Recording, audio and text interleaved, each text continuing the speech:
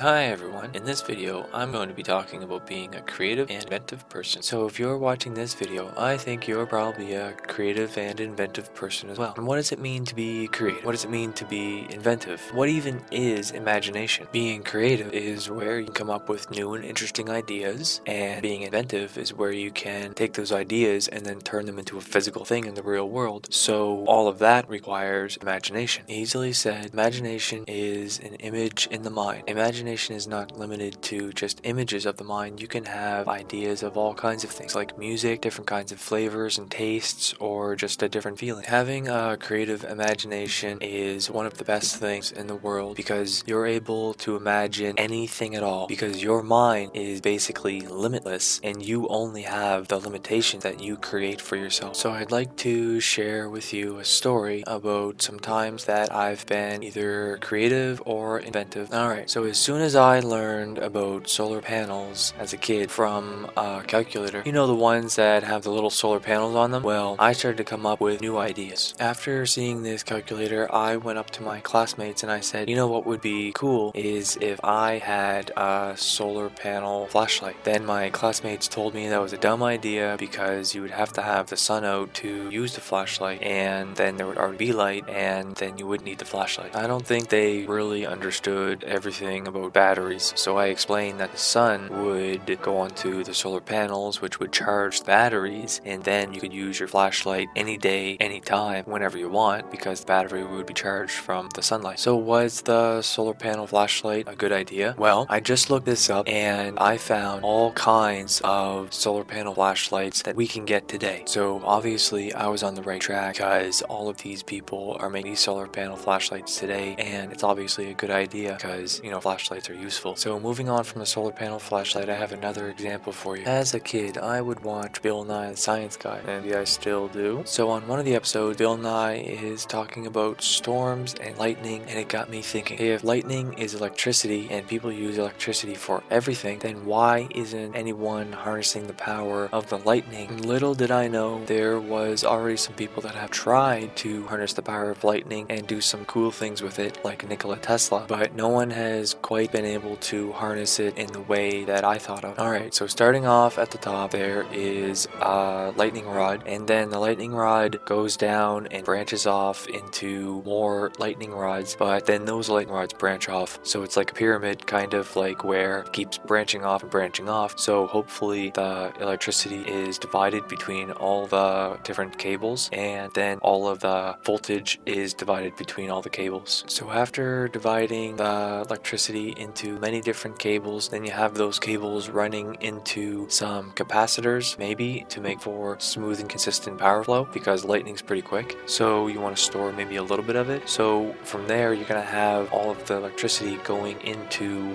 water, so you can electrolyze water so that you can split the water, H2O, into hydrogen and oxygen. And from what I understand, it takes a lot of power to do that, so if we could just use lightning to do that, then we could store up all kinds of hydrogen and oxygen at the base of all these cell phone towers and buildings, and we can store it in some tanks, and then we can just have a truck go around and pick up the, hydrogen and oxygen whenever the tanks are full. So if this was possible, then there would be more hydrogen and oxygen for different people to use for different reasons. Maybe you want to use it in a hospital for breathing, I don't know. Maybe you want to use it as rocket fuel, or maybe you want to use the hydrogen to power some hydrogen fuel cells for vehicles. Well, I don't know if that's possible, but there's got to be some useful way to harness the power of electricity from the lightning. So I would like to think that every one of us as human are capable of being creative and inventive, and that's one of the things about being human that makes humans more amazing than any other animal on the planet. But just like any other skill, we can develop and make better. So as a kid, I learned how to play checkers. In doing so, I could imagine every one of my first moves and every one of my opponent's first moves. Then after some more practice, I could imagine every possible first and second move combination and every first and second move combination between me and my opponent. Upon further practice, I could take this skill even further and imagine all third possible moves between me and my opponent. Keep in mind, this is quite difficult as it took many plays with many different people. But after I developed the skill of being able to predict every third possible move, then it didn't matter who I played, doesn't matter the age or anything. I could beat every single person that I played against in checkers. So the next logical step for me was to learn how to play chess, and I got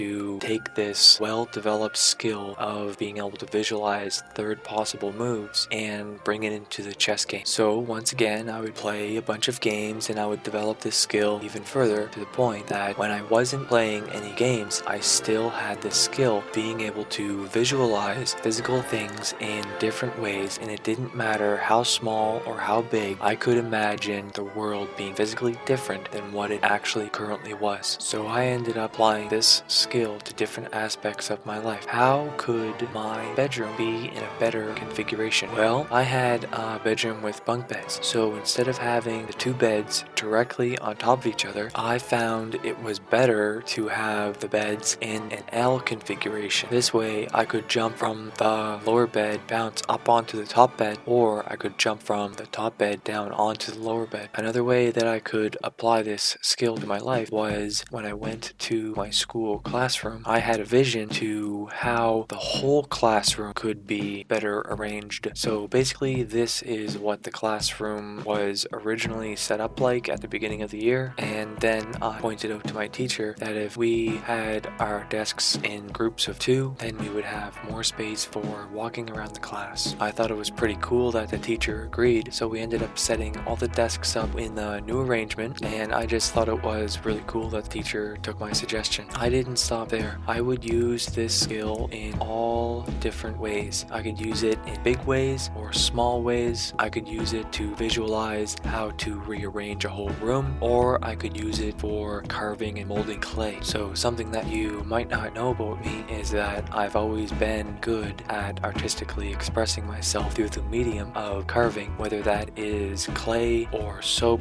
or carving apples. Have you ever carved apples? It's pretty fun because you can carve like a face and then they can like shrivel up to like an old person face, and it looks kind of cool.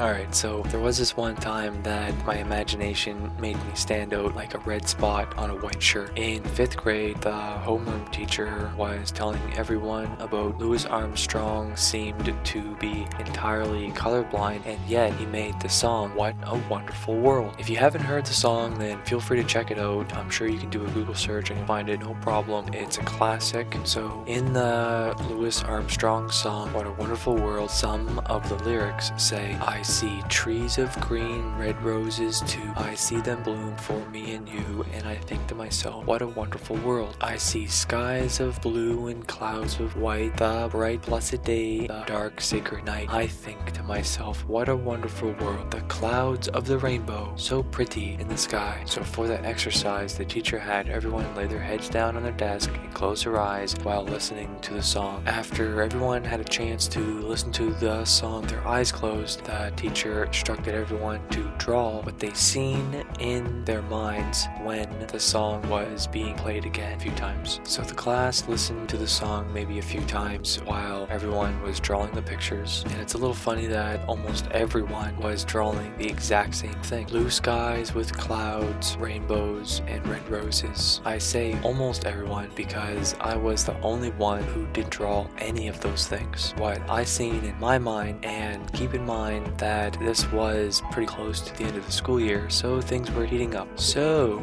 I drew a slip and slide that was so big the whole class could fit on it, and it was set up in a grassy field. It was kind of like a funny reaction. The teacher was walking around the class and looking at everyone's pictures. She'd be looking at everyone's pictures like nice, nice, nice, and then she got to mine and she totally stopped. She had this look on her face of confusion and interest. After taking a good look at my picture, the teacher explained she was expecting me to draw the things in the song, and that is when I replied, you didn't tell us to draw the things in the song. You told us to draw the things in our mind as we listened to the song. So after that little correction, my teacher didn't really have anything else to say to me for the rest of the day. When I got home, I told my mother about what happened at school, and she liked the story so much that she made a slip and slide in our yard with a tarp, a garden hose, and some dish soap. I thought it was so much fun because not only did I get to enjoy it, but all the neighbor kids got to enjoy it as well. Alright, so for another example, as a kid, I would be making all kinds of things out of Lego because there was so many possibilities abilities that could be made. You can start off with the little book that comes with. It's like a little instruction book, or you can branch off and make whatever you want. So a few years ago, Lego